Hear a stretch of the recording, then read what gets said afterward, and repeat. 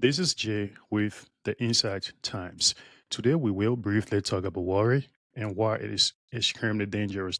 Well, naturally, worry is part of our emotion as people. Worry is actually an emotion that develops from the appraisal of fear or threat.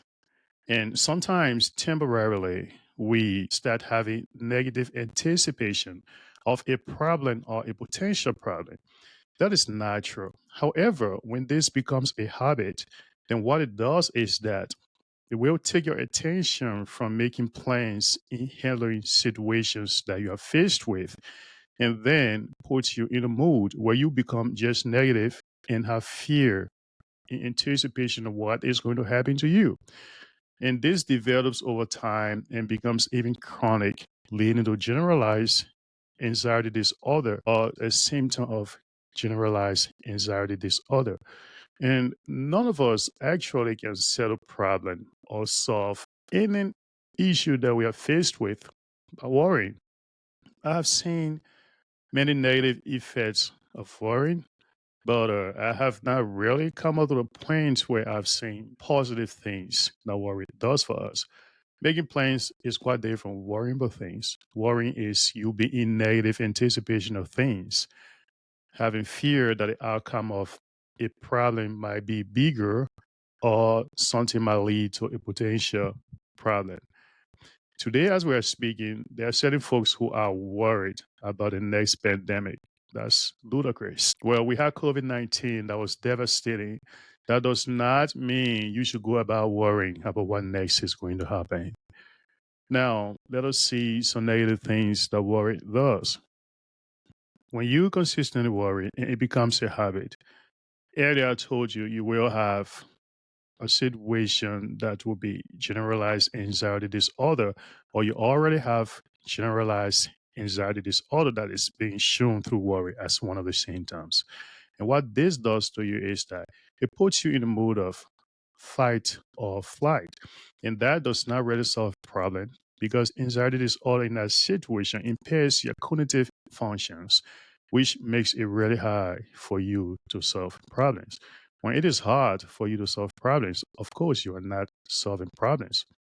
So if you keep doing this and anxiety develops, then you will have physical symptoms across your body because the central commands of your body is now attacked and hijacked by anxiety. And what it does is that it goes against the entire organs of the body. And then there is a physical manifestation that is seen in you. And then people are smart. They will see you and say, oh, this guy is worried, even without having that requires or necessary medical knowledge to determine so. So, physical impact of worry on the body. When you start worrying habitually and not just temporarily, then it becomes anxiety. You can be triggered by a specific event. You just worry. I mean, you just lie there and worry and you isolate yourself. So it has those physical implications. You have your heart rate keeps raising, heart attack, stroke, and mentally, you see yourself going through depression. You see yourself going through social isolation, and you get involved in substance abuse, thinking that that will help alleviate your situation or problem, but it really does not do it. And when it comes to relationship issue, well, that fits under the mental category. Basically, you will see that in men, they will have lower testosterone level. And in women, they have immense difficulty sleeping. How do you combat it though? It is through practice.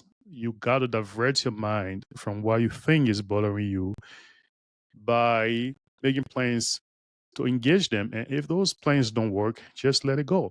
Legend has said that ancient Egypt, out of during the days of the Ramesses of pharaohs, worrying was a crime. People are smart, as I said earlier. Your neighbors realize that you are not being productive because you're worrying, and they will report you to the authority, and then they will have some punishment given to you, or they will have some corrective actions taken to prevent you from worrying because that was not productive to the Egyptian civilization. Again, I'm not quite sure if that is authentic. However, I decided to bring this in so that you can know that this issue of worry has been trending through our civilization and it has become a worse in our time.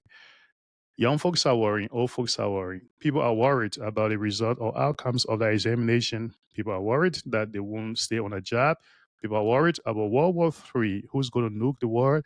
People are worried about the next pandemic. People are worried about driving. People are worried about eating. People are worried about exercising. People are worried about just everything.